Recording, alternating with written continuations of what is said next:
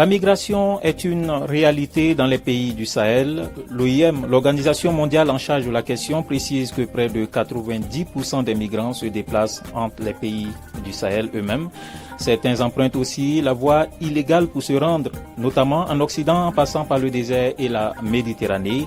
Alors, quelle solution face à cette migration irrégulière dans les pays du Sahel? 3 médias de la Fondation Hirondelle, Studio Yafa, Studio Tamani, Studio Kalangu, posent le débat ici à Niamey, dans la capitale du Niger. Pour ces échanges, donc, nous recevons Samba Hervé, migrant de retour de l'Algérie il y a tout juste 2 semaines. Bonjour Samba. Bonjour. Bienvenue sur ce plateau. Merci. Abdou Razak Idrissa est avec nous également. Il est de l'association des journalistes pour la sécurité et la migration ici donc au Niger. Bonjour Abdou Razak Idrissa. Bonjour. Avec nous, Djibo Boukari Ayatoulaye, doctorant à l'université Abdou Moumouni de Niamey. Sa thèse porte sur la diaspora nigérienne au Togo. Bonjour Djibo. Bonjour. Et dans le public, nous avons également une doctorante, Safia Idé. Elle est doctorante à l'université également, comme je le disais. Abdou Moumouni de Niamey. Sa thèse porte sur la trajectoire des enfants migrants en situation de rue dans la ville de Niamey. Bonjour donc Idé. Bonjour. Et bienvenue. En face de nous, un public issu de 3 pays du Sahel. Il s'agit du Burkina Faso, du Mali et du Niger. Pour suivre donc ces échanges, ils auront l'occasion de poser des questions et apporter des contributions. Je suis Martin Kaba de Studio Yafa au Burkina Faso pour animer donc cette émission. Ma collègue qui est assise à côté de moi, Adama Aïdara de Studio Tamani. Bonjour Adama Aïdara. Bonjour Martin.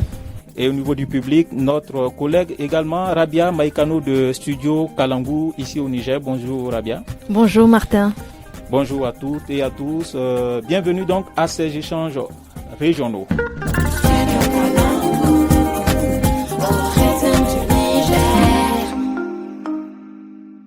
Alors, pour commencer, doctorant, voilà, Monsieur Djibo. Quand on parle de la migration, surtout de la migration irrégulière, de quoi parle-t-on? Bonjour, merci d'abord. Moi, c'est Djibo Boukara Ayatoulaye. Je suis doctorant à l'université Abdou Moumouni de Niamey, plus précisément dans l'équipe de recherche sur les migrations, espaces et sociétés, les GERMES. Ma thèse porte sur la diaspora nigérienne au Togo. Pour répondre à votre question, lorsqu'on parle de la migration irrégulière, de quoi parle-t-on? Ici au Niger, tant qu'on parle de la migration irrégulière, c'est cette migration-là qui est effectuée par les Africains vers l'Europe et qui passe par l'Agadez pour arriver au Maghreb et atterrir par la Méditerranée. Voilà de façon plus digeste ce que c'est la migration irrégulière. Et aussi, je le dirais également, j'ajouterai aussi que c'est cette migration qui s'effectue sans les documents nécessaires pour pouvoir migrer. Donc la migration illégale.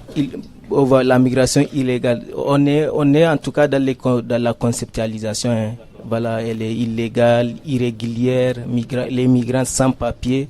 Voilà. Est-ce que, comme on le disait, est-ce que c'est une réalité vraiment dans les 3 pays du Sahel central, le Burkina Faso, le Mali et le Niger? Et bien sûr, c'est une réalité. La preuve, au Niger plus précisément, il y avait même une loi que nous connaissons tous, ou bien que, dirais-je, certains connaissent, la loi numéro 2015-036, qui a été adoptée par le Niger. Et exactement, c'est dans ce cadre-là, c'est pour lutter contre cette migration illégale, cette migration irrégulière vers l'Europe. On va parler justement des politiques au niveau des 3 pays, et en particulier ici au Niger, puisque ce plateau se tient donc dans la ville de Niamey, comme je le disais. Mais en attendant, Adama Aïdara, on va écouter un reportage. C'est ça, Martin, et avant, je renouvelle mon bonjour ou bonsoir à tous les téléspectateurs et auditeurs des 3 studios, Studio Kalangu, Studio Yafa et Studio Tamani du Mali.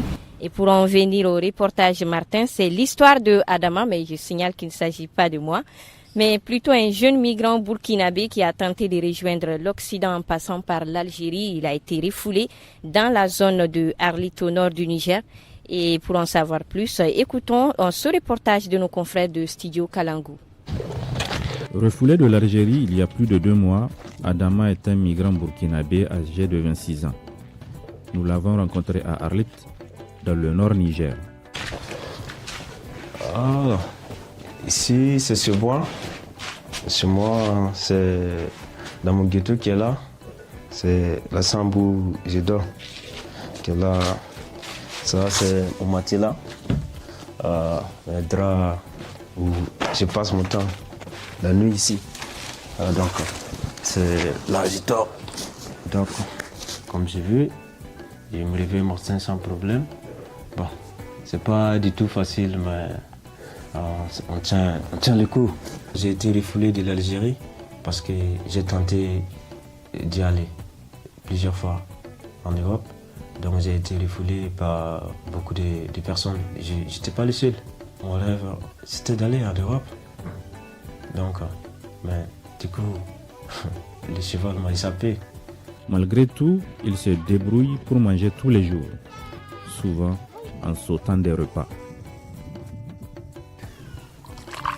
Je mange par jour, parfois 1 fois ou 2 fois, pas tous les jours.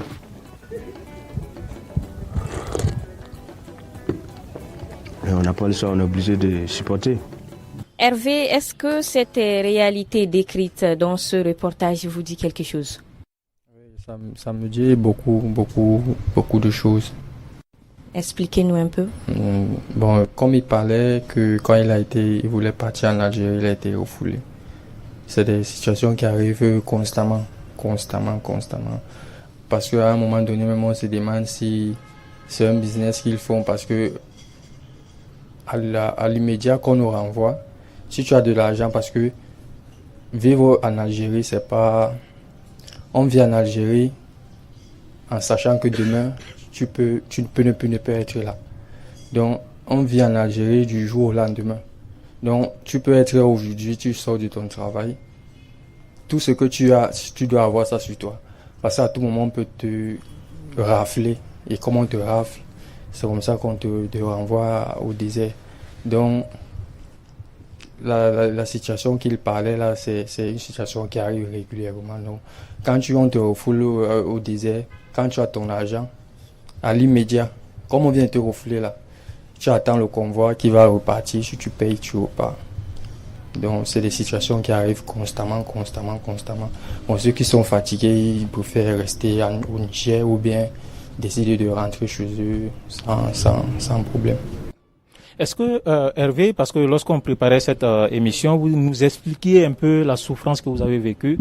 Vous étiez d'abord en Libye, ensuite l'Algérie. L'objectif, c'était d'aller au Maroc et rejoindre l'Occident.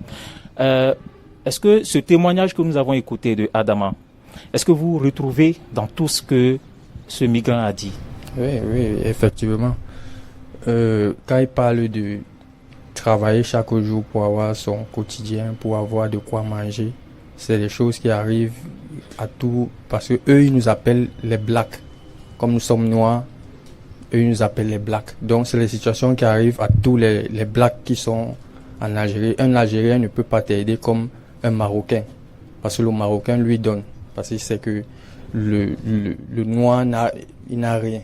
Quand il est chez lui, c'est parce qu'il n'a pas. Vous êtes victime de racisme? Oui, de racisme, oui, beaucoup, parce que c'est du bas âge jusqu'à comme ils sont grands, parce que même les enfants en Algérie, quand ils te voient même à distance, soit c'est les cailloux qui te lancent, soit il met sa main au nez. Donc déjà peut-être, je ne sais pas si tu sens ou il ne veut pas de toi. C'est les enfants jusqu'à un certain âge, quoi.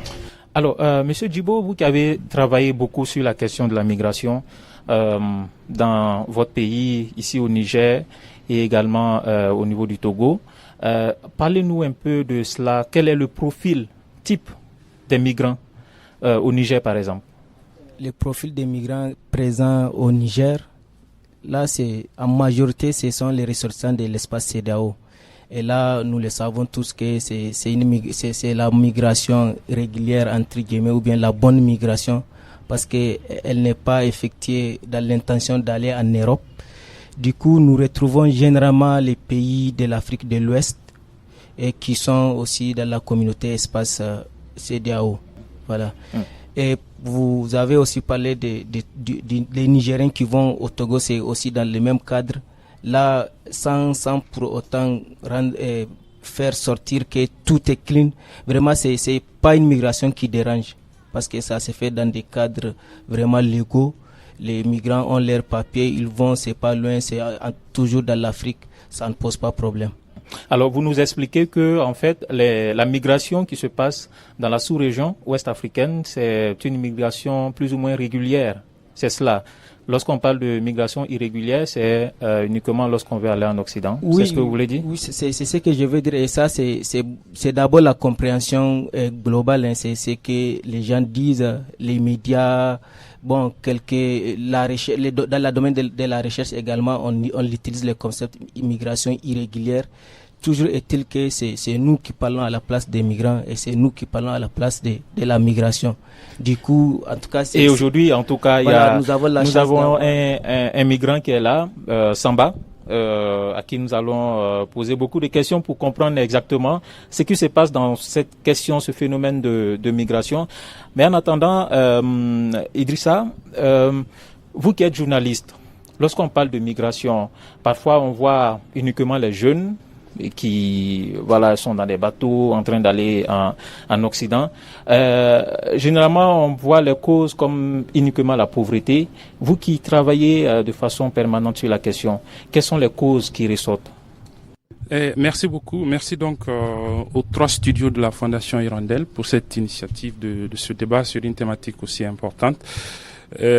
Pour parler des causes, c'est vrai que quand on parle généralement de la migration irrégulière dans notre pays, dans nos pays, je vais dire les 3 pays, on a beaucoup plus l'impression que ces jeunes, ils partent généralement à la recherche d'un mieux-être.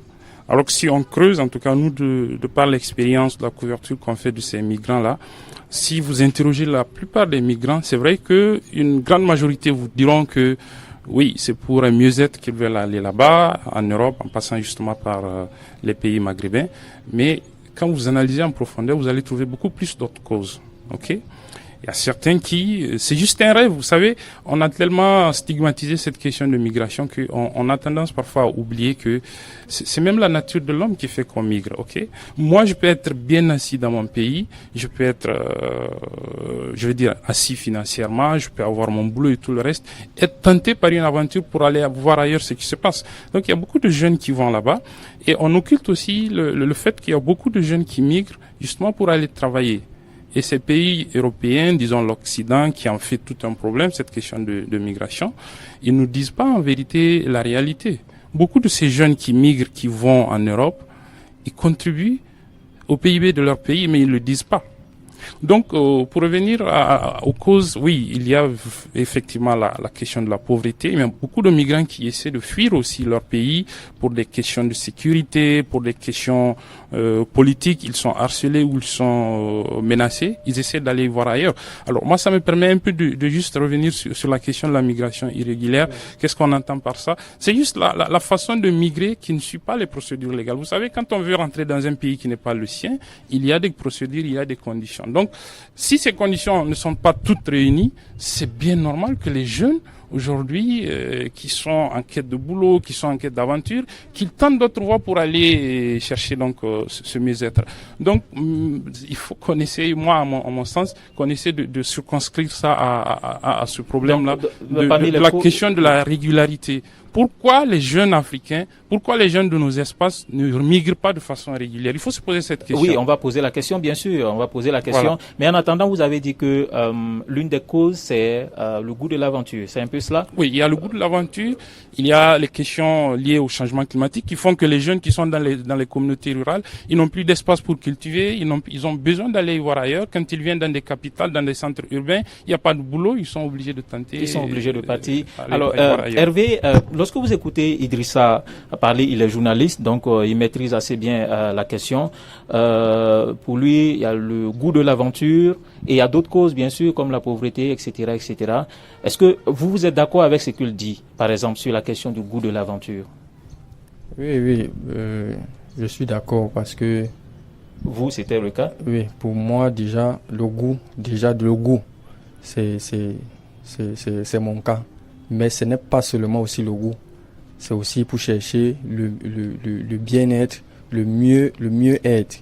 Ce n'est pas seulement aussi le goût, parce que je fais aussi j'excelle aussi dans un métier qui me pousse à avoir ce goût-là. Donc, c'est pour cela qu'il y a aussi ce goût de vouloir aller voir ailleurs ce qui se passe ailleurs. Donc, je suis aussi d'accord. Votre métier, c'est le football? Oui, c'est cela. Exactement. Donc, vous vouliez aller pour avoir des opportunités pour... oui, ailleurs. Donc, et voir aussi comment ça se passe ailleurs. Parce que chez moi aussi, il y a le football, ça se joue aussi normalement. Mais on est tenté aussi à aller voir comment ça se passe ailleurs. Et c'est un peu ça. Alors, Madame Idé, on va vous passer la parole parce que là, on parle du goût de l'aventure, on parle de la pauvreté, etc. Vous qui travaillez sur la question des femmes migrantes et également des enfants, est-ce que ce sont les mêmes causes qui ressortent à ce niveau? Je peux dire que les causes sont multiples. Et quand on prend le cas des enfants, je peux dire que la principale cause, c'est l'échec scolaire. Quand on prend l'exemple du milieu rural, on sait que le système éducatif est vraiment en crise, si je peux me le permettre. Du coup, les enfants ont du mal à achever le cycle, à achever d'ailleurs le cycle primaire.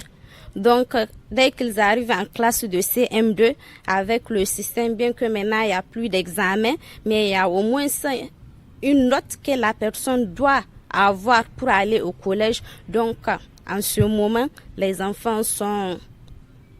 C'est-à-dire qu'ils quittent l'école, quoi. Du coup, ils sont plus occupés et ils sont tentés par la migration. Eux aussi, tout comme leurs aînés, ils veulent partir en migration. Et d'ailleurs, les enfants, ils commencent d'abord par la migration interne avant de tenter d'aller en Occident ou bien dans les pays maghrébiens. Donc, vraiment, moi, je mets l'accent sur l'échec scolaire. Alors, l'échec scolaire, la pauvreté, le goût de l'aventure, etc. Mais quand on vous écoute, vous tous, ici, on a l'impression que partir, ce n'est que la solution. Pourtant, il y a des Africains qui sont là, il y a des Nigériens qui sont là, des Burkinabés, des Maliens, etc., qui sont bien là. Qu'est-ce qui peut expliquer cela? Peut-être Idrissa. Oui, partir, c'est une solution, c'est pas la solution. Donc, ces jeunes qui partent à l'aventure, si vous les interrogez, ils vont vous dire... et c'est le cas de notre ami, il disait Hervé disait qu'il jouait au football, ok. Il voulait avoir d'autres expériences, il a tenté d'aller. Peut-être que si sur place, au Cameroun, c'est ça, il vient du Cameroun, il y avait des possibilités pour lui d'aller acquérir donc ces nouvelles compétences dans le cadre de son activité, il serait resté. Mais s'il n'en a pas, qu'est-ce qu'ils font? Un jeune de l'université, il sort avec ses diplômes et tout le reste, il n'a pas d'opportunité. Aujourd'hui, c'est vrai qu'on parle d'entrepreneuriat, il essaie d'entreprendre, ça ne marche pas. Il essaie de frapper, comme on dit, à toutes les portes, il n'a pas d'opportunité. Qu'est-ce que vous voulez qu'il fasse? Encore que la question dans nos différents États, la question de l'offre d'emploi, c'est une vraie question aussi. Qu'est-ce que les autorités, les gouvernants offrent comme possibilité aux jeunes qui sortent des différentes écoles et différentes universités comme emploi? On va en parler d'ailleurs. Donc, pour ça moi, veut dire que vous comprenez en fait ceux qui décident de partir. Oui, moi je les comprends totalement. Vous les comprenez. D'accord, voilà. On va poser la question à Djibo. Vous qui travaillez sur la question depuis un bon bout de temps, est-ce que vous partagez l'avis de Idrissa? Lui, il comprend un peu les migrants. Oui, sur ce point, je suis également d'accord parce que partir, c'est vraiment pas la solution idéale, mais elle fait partie des solutions parmi tant d'autres. Du coup, en tout cas, la migration, elle n'est vraiment pas c'est pas un problème en soi, parce qu'elle existait depuis. Même la voie suivie, la voie illégale que vous dites dans votre reportage, passer par Agadez et aller au Maghreb, cette voie existait depuis très longtemps, mais elle n'a jamais été considérée comme une voie illégale, parce que ça fait partie aussi de notre histoire, ça fait partie de notre culture. À Agadez, peut-être que vous le savez, c'est que la loi a induit là-bas. C'est très grave, c'est très lamentable. On a encore laissé des gens, parce que cette fois-ci, ils ne pourront pas migrer, parce que c'est ça que la loi veut. Et il n'y a rien qui a été créé sur place. On ne peut pas dire à quelqu'un de laisser ton travail est illicite, parce que c'est ça le trafic illicite des migrants. Ton travail est illicite. Tu laisses ton véhicule que tu as payé pour faire cette activité. Et là, on te laisse qu'avec ta main, qu'avec ta bouche. Des fois, même ta bouche, tu n'as pas l'opportunité de t'exprimer pour dire réellement ton mal que tu sens. Voilà, donc la migration, elle n'est vraiment pas un problème. La migration, elle existait et nous sommes... Et même la religion, même dans la religion, on dit de migrer. Dieu même veut que nous migrons pour aller voir les signes de sa puissance.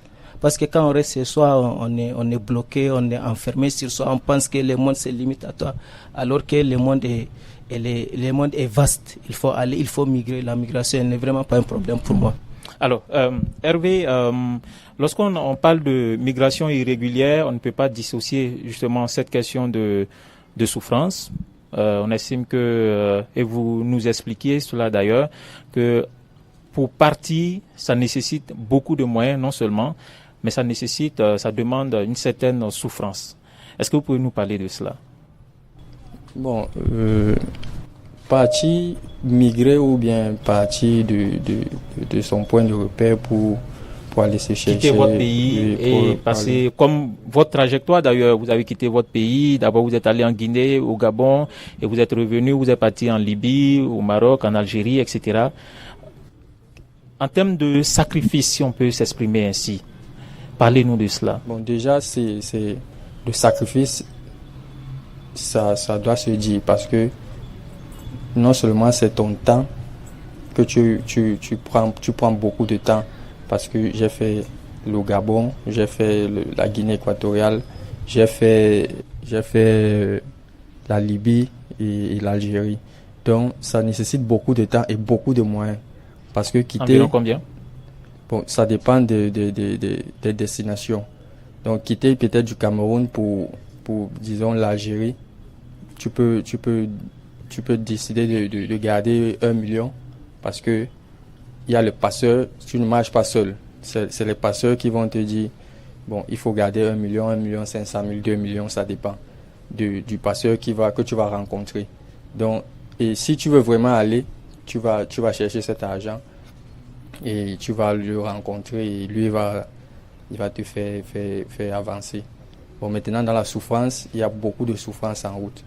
Beaucoup de souffrance. Déjà dès le départ, dès que tu traverses seulement même ton pays, là, tu arrives au Nigeria, la souffrance commence parce que tu n'as pas les papiers du territoire là où tu es. Tu es entré illégalement. Donc déjà la souffrance va commencer. Parce qu'il faut que tu avances. Tu n'as pas les papiers quand peut-être tu arrives à un contrôle de police. Il va falloir que tu avances. Qu'est-ce qu'il faut faire? Si tu n'as pas d'argent, on va te torturer. Donc si tu as un peu d'argent, même si tu as de l'argent, on arrache même tout. Ou on prend même tout, on te demande d'avancer. Devant là-bas, tu ne sais même pas comment ça va se passer. Tu es obligé de te battre, tu es obligé de... Donc il y a beaucoup de souffrance.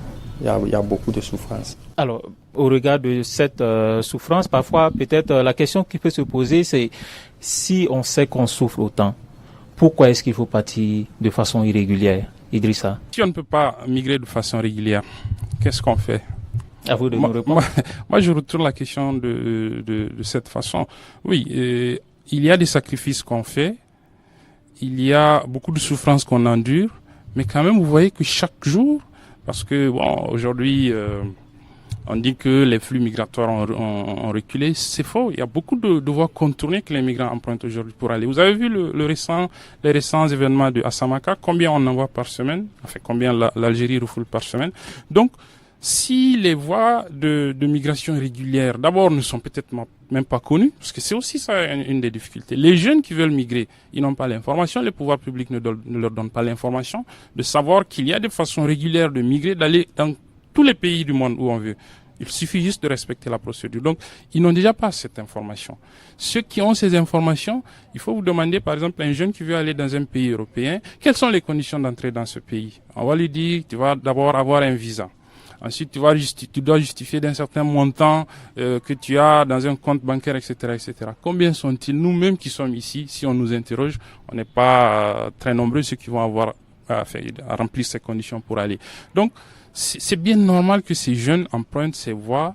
Moi, je ne les appelle pas des voies irrégulières, mais des voies contournées pour aller se réaliser. Ils essaient de traverser le désert. Vous savez, aucun jeune qui se lève le matin et qui dit « je vais aller dans le désert, je sais que je vais mourir ». Non, il part avec l'espoir qu'il va passer. Il part dans la mer avec l'espoir qu'il va rejoindre les côtes de l'Occident. Il y a personne, mais on veut nous faire croire que non, les jeunes sont tentés. Parce que moi, quand j'ai été approché même par le studio Kalangu pour le débat, on m'a dit, la thématique c'est la migration irrégulière. J'ai dit, on est encore dans les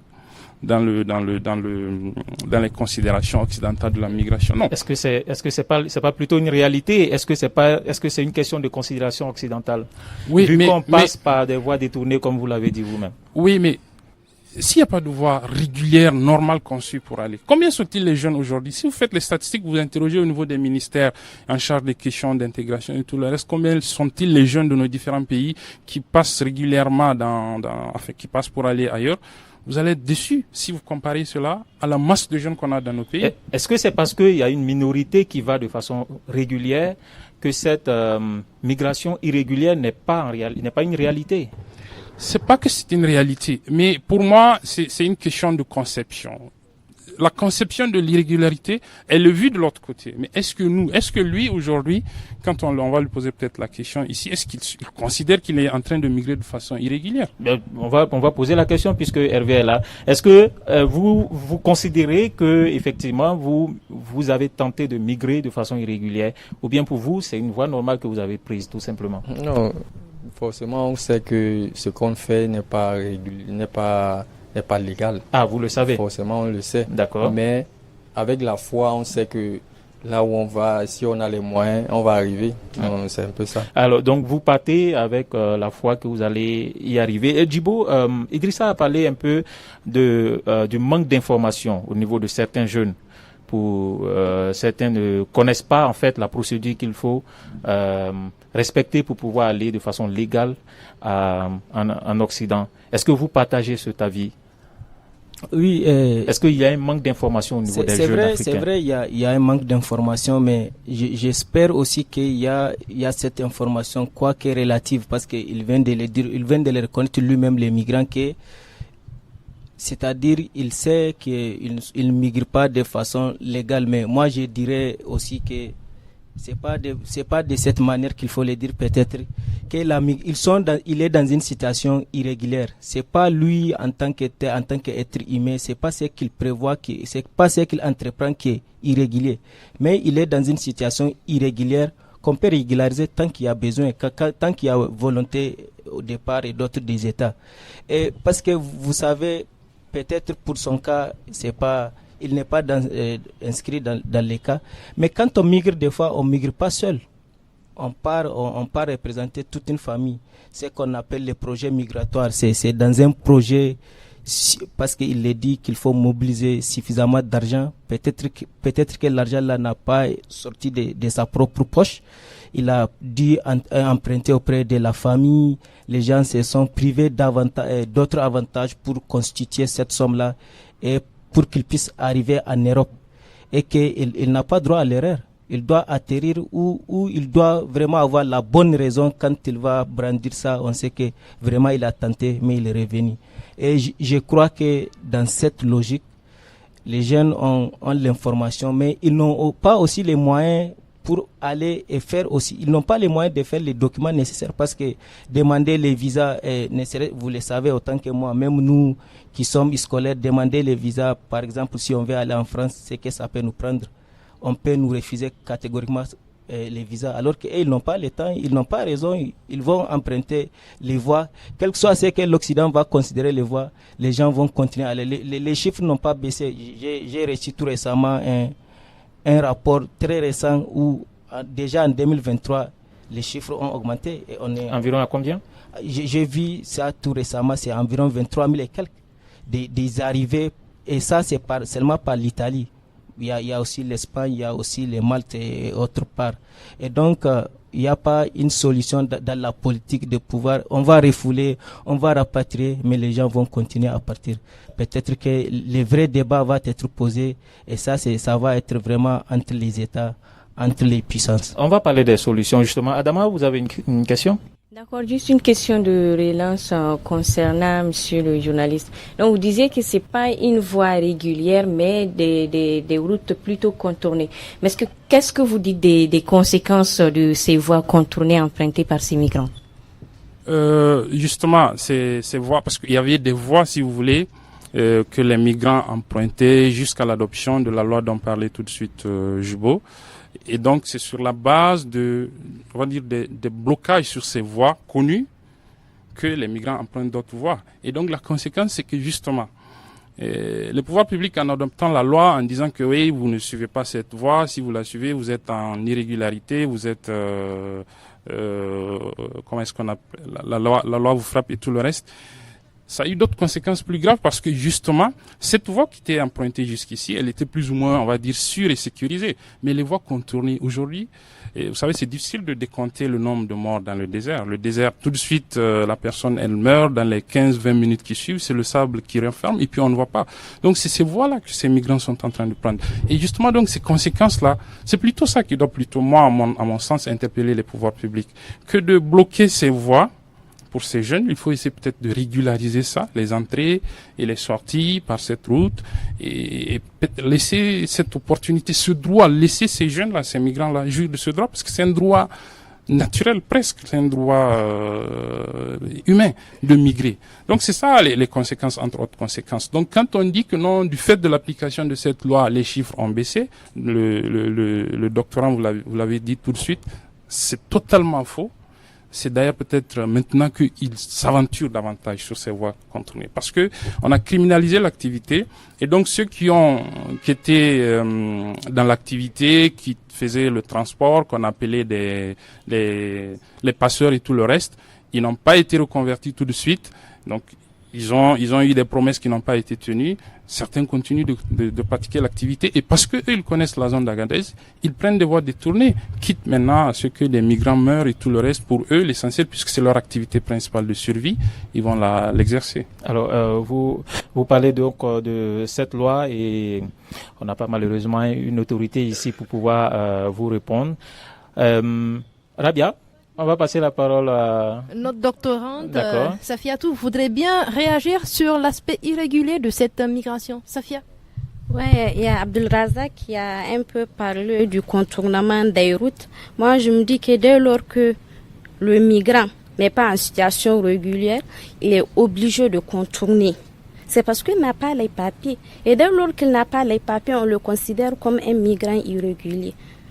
Donc, il y a vraiment une forte relation, un grand lien entre le contournement et la situation régulière des migrants. Voilà, et on aimerait bien rebondir sur la question qui a été posée par Martin, qui n'a pas eu de réponse. Le profil des femmes, on a parlé des enfants, des hommes, mais les femmes qui sont tentées par cette aventure, on peut en parler avec vous? Oui, bien sûr. Bon, vous savez, il y a de plus en plus des femmes qui sont des chefs ménagers. Maintenant, on voit que, à travers la migration de longue durée des maris ou bien le décès des maris, les femmes deviennent chefs de ménage. Et elles n'ont personne pour les aider. Du coup, elles aussi, elles sont tentées par la migration. Et en dehors de ça, il y a aussi le mode d'imitation, il y a l'effet d'imitation. Maintenant, la migration est devenue un mode de fait. Et même dans les milieux urbains, on voit que la migration est un mode de fait. Lorsque la fille ou bien la femme voit l'autre migrer et revenir avec des beaux vêtements, des chaussures, un trousseau de mariage, donc l'autre aussi, l'année prochaine, elle essaiera de migrer aussi. Donc, du coup, c'est devenu une imitation pour les femmes. Il y a aussi, concernant les jeunes filles scolaires, à la rentrée prochaine, chaque fille essaie de mettre des nouvelles tenues, des nouveaux sacs. Elles aussi, elles sont imitées, elles imitent plutôt cette migration. Donc, vraiment, on peut dire que la migration est une imitation chez les femmes, mais n'empêche, c'est aussi lié à la migration de longue durée des hommes qui, une fois en migration, ils font plusieurs années sans revenir ou bien sans envoyer de l'argent. Du coup, les femmes sont devenues des chefs de ménage. Alors, on va donc avancer. Adama, on va passer à un autre reportage. Et là, on parle de réinsertion des migrants. Partir ou rester, la question tracasse de nombreux jeunes au Mali, au Burkina et au Niger. Et une fois dans ces pays d'accueil, certains échouent dans la recherche de l'emploi, d'autres parviennent quand même à s'en sortir. Dans la région du centre-est du Burkina Faso, où des jeunes migrants ont pu investir une fois de retour dans leur pays. Suivons ce reportage, une réalisation de nos confrères de Studio Yafa.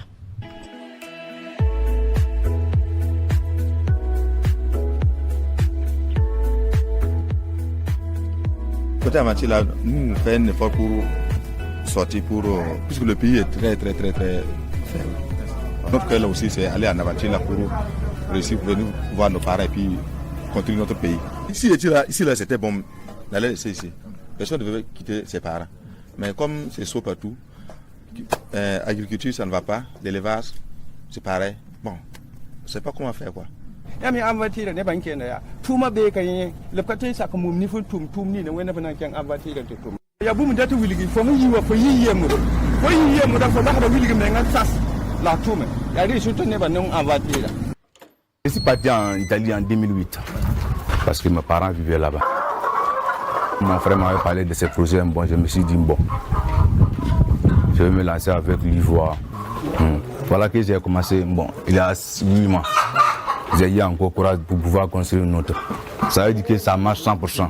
Si tout va bien, on fait nos calculs et puis voir ici et là-bas, c'est quel tu choisis un. Moi j'espère de pouvoir choisir ici. Moi j'aime mon pays plus que là-bas. Parce que quand je vis là-bas, tous mes pensées c'est ici. Mais une fois quand j'aurai tout, bon, je préfère venir vivre chez moi. En tout cas, ils ont dit bonne idée pour rester, pour revenir. Surtout les jeunes, il faut venir investir ici. Il faut venir comme eux, jeunes, très jeunes, travailler. Je suis parti à l'aventure en 88. Mes enfants qui sont nés en Italie, moi je préfère qu'ils viennent rester ici.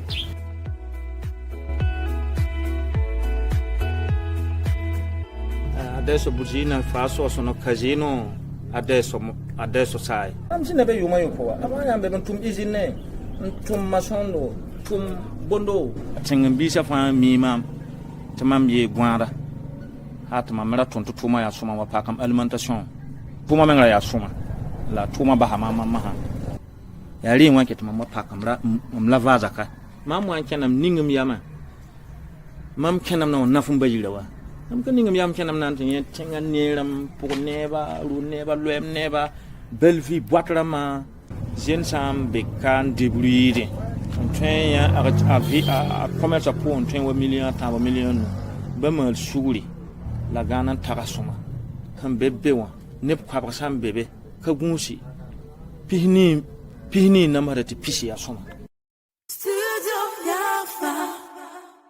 Et Hervé, je reviens vers vous. De retour au pays, certains migrants ont pu investir leurs revenus, d'autres pas du tout, comme on vient de le suivre tout à l'heure. Et vous, qu'en est-il de votre côté? Moi, de mon côté, j'aimerais aussi rentrer bien normalement dans mon pays, parce que le Cameroun, c'est un beau pays. C'est un pays hospitalier, tu es à l'aise, tu as tout ce que tu veux là-bas. Donc, rentrer au pays aussi avec un peu de moyens pour investir aussi, ça serait une bonne chose. Est-ce que vous avez des économies là où vous êtes aujourd'hui? Non. Je ne suis même pas encore, je suis encore au Niger. C'est vrai, je rentre de l'Algérie, mais quand tu rentres de là, tu n'as pas encore peut-être économisé énormément. On te refoule comme ça, tout ce que tu as, c'est ici sur place déjà, il faut que tu vives.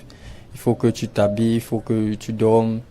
Déjà, toutes les économies que tu as eu à avoir en Algérie, tu vas dépenser. Donc, présentement, sur moi, je suis comme ça. Je me bats juste maintenant déjà d'abord pour avoir les pieds sur terre et voir comment me relancer.